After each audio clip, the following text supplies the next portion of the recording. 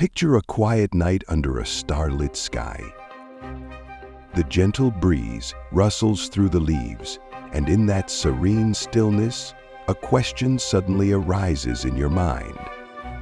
Where does life truly begin? Or what awaits us after death? These are the questions that have stirred humanity's thoughts for millennia, driving us to seek answers through faith, philosophy, and science. More than 2,500 years ago, beneath the Bodhi tree, one man discovered profound insights into these timeless mysteries. That man was the Buddha. Not only did he illuminate the path with the light of his wisdom, but he also revealed a way to transcend suffering, to understand the endless cycle of life and death, and to grasp the deeper meaning of existence. This is the story of his teachings, philosophies that continue to resonate across the ages. The Buddha and the Creator. In the time of the Buddha, people often turned to divine beings to explain the mysteries of life and the universe. Many believed in a supreme creator known as Ishvara or Brahma, who is thought to have crafted everything. This creator, as people imagined, not only governed fate but also decided the course of life and death. However, the Buddha, with his profound wisdom, offered a completely different perspective. He not only denied the existence of an all-powerful creator, but also highlighted the contradictions in such a belief. The Buddha taught that if everything were determined by a supreme being, humans would lose their free will and accountability.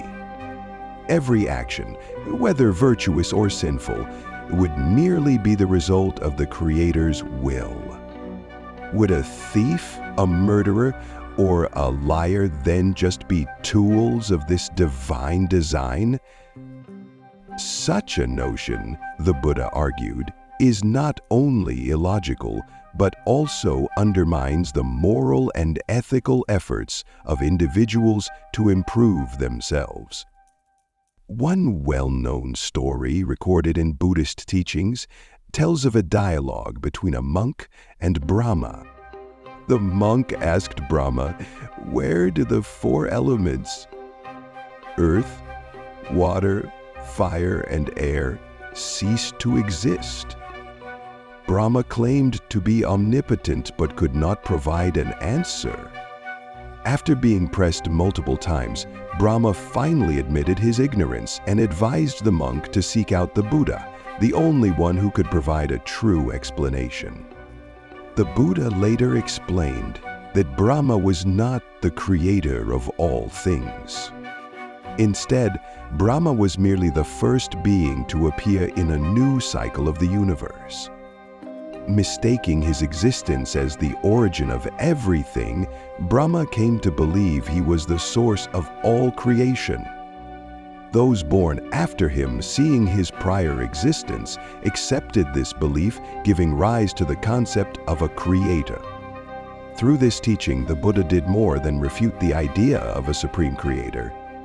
He urged people to look inward and take responsibility for their lives. It is through our own actions and efforts, not divine intervention, that we shape our destiny. The mystery of life's origins. Where does life begin? It seems like a simple question, but it holds the vastness of the universe and the profound depths of the human mind. For thousands of years, various belief systems have tried to answer this question, often attributing it to a first cause, a creator, or a universal energy. Yet, the Buddha offered a completely different perspective. The Buddha taught that life is a continuous flow of cause and effect, an unending cycle with no clear beginning or end. Each cause leads to an effect, and each effect becomes the cause of something new. If we claim life has a starting point, the natural follow-up question arises. What caused that starting point? In one teaching, the Buddha spoke of a monk named Malunkyaputta, who was eager to find answers to questions like, does the universe have a beginning? Is it eternal or finite? Malunkyaputta declared that if the Buddha didn't answer, he would abandon the spiritual path. In response, the Buddha calmly offered a poignant analogy. Imagine a man struck by a poisoned arrow. Instead of seeking immediate treatment, he insists on knowing who shot the arrow, what it's made of, and why he was targeted. By the time he gets his answers, he will already have died. For the Buddha, searching for the origin of life yields no practical benefit. He emphasized that the more important goal is to escape the endless cycle of birth, death, and rebirth. Life, he taught, is like a river flowing ceaselessly. It only stops when ignorance, the lack of understanding, and craving, insatiable desires are completely eradicated. While the Buddha acknowledged that life's origins are mysterious, he urged us to focus on what truly matters, freeing ourselves from suffering and achieving lasting peace. The question of where life began, he declared, is not the one we need to solve. Instead, liberation from the cycle of birth and death is the answer that brings true fulfillment. Rebirth and karma. Imagine a serene night under the glow of a full moon. Beneath the sacred Bodhi tree, the Buddha sat in deep meditation, and in that moment of profound awakening, his mind illuminated with boundless wisdom. That night, he attained the ability to recall countless past lives. Scenes from one life, then two, then thousands unfolded before him like an infinite reel of film. The Buddha reflected, I have seen, I have lived, died, and been reborn countless times. During the second watch of the night, enabling him to perceive the cycle of rebirth for all beings, he observed how some were reborn into realms of peace and others into realms of suffering, all dictated by their karma, the actions they had performed. He taught it is craving that drives beings into the cycle of rebirth. But when ignorance is eradicated, the chain of rebirth comes to an end. In Buddhism, rebirth is not the same as the soul transmigration described in other religions. The Buddha emphasized that there is no eternal soul traveling from one life to another. Instead, it is karma, our actions, thoughts, and speech that sets the conditions for rebirth. Past karma shapes the present, and current karma creates the future.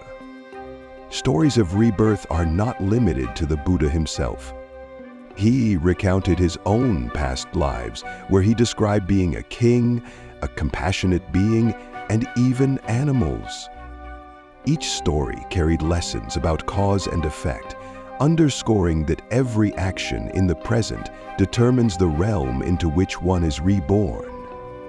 It wasn't only the Buddha who recalled past lives. Many of his accomplished disciples, through deep meditation, also accessed memories of their previous existences. Modern phenomena, such as children remembering past lives, prodigies, or individuals with extraordinary abilities, are often viewed as evidence of rebirth. But rebirth is not just an endless cycle. It offers an opportunity, a chance to correct mistakes, to perform virtuous acts, and to strive toward liberation. The Buddha taught, rebirth is not a burden, but a reminder that we hold the power to shape our own future.